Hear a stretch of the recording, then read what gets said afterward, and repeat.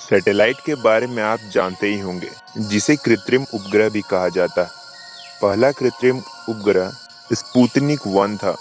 Soviet संघ द्वारा 4 अक्टूबर 1957 को पृथ्वी की कक्षा में भेजा गया था। तब से लेकर आज तक हजारों कृत्रिम उपग्रह को अंतरिक्ष में भेजा जा चुका है। क्या आप जानते हैं कि सैटेलाइट पर सोने की परत चढ़ाई जाती है? जी हाँ, आपको यह जानकर हैरानी होगी, लेकिन इसके पीछे एक बेहद खास वजह है। चलिए जानते हैं उस खास वजह को इस वीडियो के माध्यम से। तो आप इस वीडियो को पूरा जरूर देखिएगा।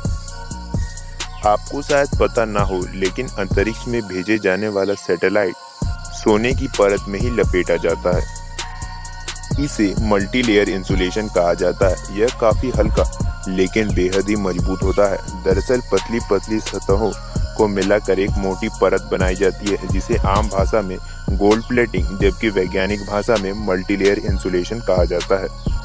सोने की परत का इस्तेमाल उस सैटेलाइट में करना जरूरी होता है जिसे अंतरिक्ष में दूर भेजा जाता है। दरअसल वैज्ञानिकों के मुताबिक सोना सैटेलाइट की परिवर्तनशीलता, चालकता और जंग के प्रतिरोध को रोकता है। इसके अलावा उसमें लगी अन्य धातुओं की परत को इंफ्रा रेडिएशन और थर्मल रेडिएशन से रोकने में मदद करता है। वैज्ञानिकों की माने तो अगर सोना और अन्य धातुओं से बनी सैटेलाइट की परत को नहीं ढका जाए तो अंतरिक्ष के खतरनाक रेडिएशन सैटेलाइट को पल भर में ही नष्ट कर देंगे। क्योंकि सैटेलाइट में कई तरह के नाजुक उपकरण भी लगे होते हैं, ऐसे में ये परत सैटेलाइट से टकराने वाले किसी भी वस्तु से बचाती है।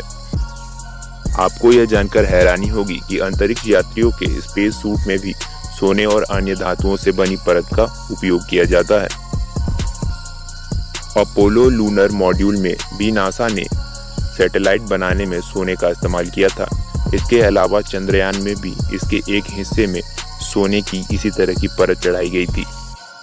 इससे आप समझ ही गए होंगे कि सैटेलाइट में सोने की परत क्यों चढ़ाई जाती है।